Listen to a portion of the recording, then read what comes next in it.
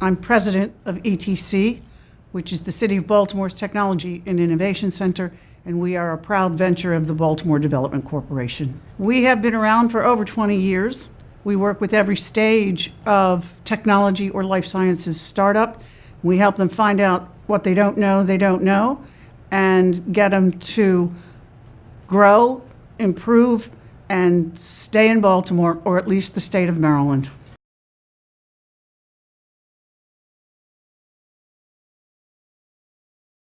We went from 2 locations, one in Canton and one on 33rd Street, to a single location on Haven Street in what I call the Far East. So that's a big change, number one. We went from working with 2 locations, over 170, maybe 200 companies, to where we are at about 70, or I think it was 90 companies last year. And so that's one of the super big changes. But in the past, we only had co-working before I got there, and we now run a lean startup accelerator if we're lucky enough to get the ABLE grant funding, and thank you for the 8 years that you have helped us, ABLE.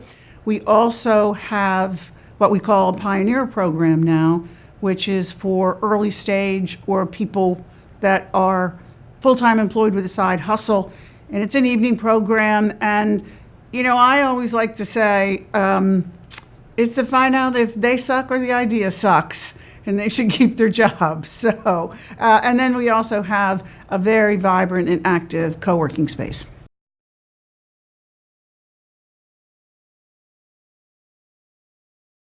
Incubation was the main thing that ETC was started to do, and it's exactly what you would think of, a safe, controlled environment in which to grow. So it's everything the company needs us to be. It's connections, it's good coffee in the morning and craft beer at night, and you know what they need to know about business.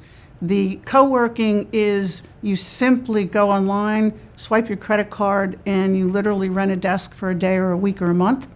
And depending on what your fee is, you are 24/7 access or business day access. Again, the pioneer I explained briefly was 9 to 10 weeks of business basics to find out if you're ready, customer discovery, are you ready to actually be brave enough to start your business? And the accelerator is 6 companies in a cohort. They meet for 13 weeks.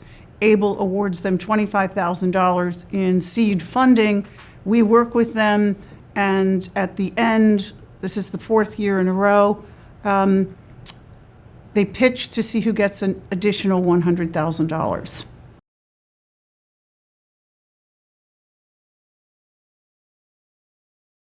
It's the second time.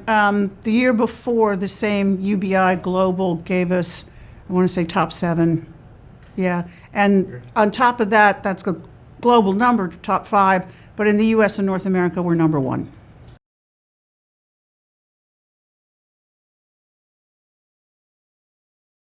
Well, I just consider it my job to help create jobs, and over my time there have been close to 5,000 jobs created in the state of Maryland / city of Baltimore.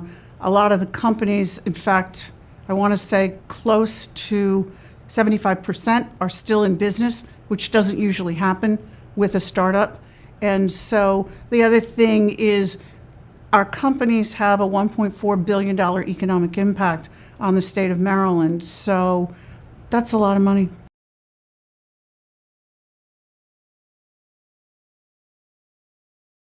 So what I did was go back through a lot of my notes, and I was trying to recap, you know, what the 6 months was. And I realized this was 2019, January 1st to May 1st.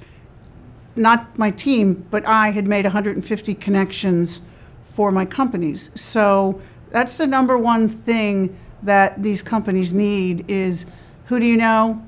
What do they do? How can they help? And if they can't, then 1 degree of separation from somebody that can help them.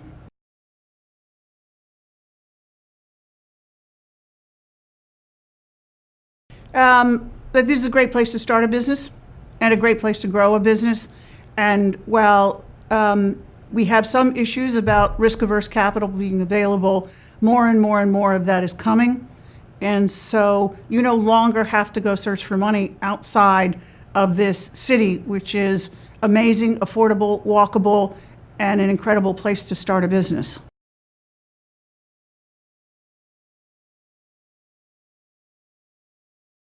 That's an interesting question. And I personally would suggest that everything I just talked about, which was we continue to push the startup scene ahead, and those companies decide to grow and be successful and remain here.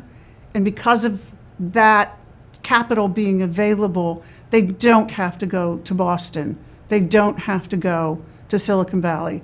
And, you know, there's some real things that we can look to and you know, learn from. And the biggest one was an article a couple weeks ago about Boise, Idaho, of all places. But it was fascinating how they took a concerted effort and said in the next 10 to 15 years, we are going to be a tech and startup capital.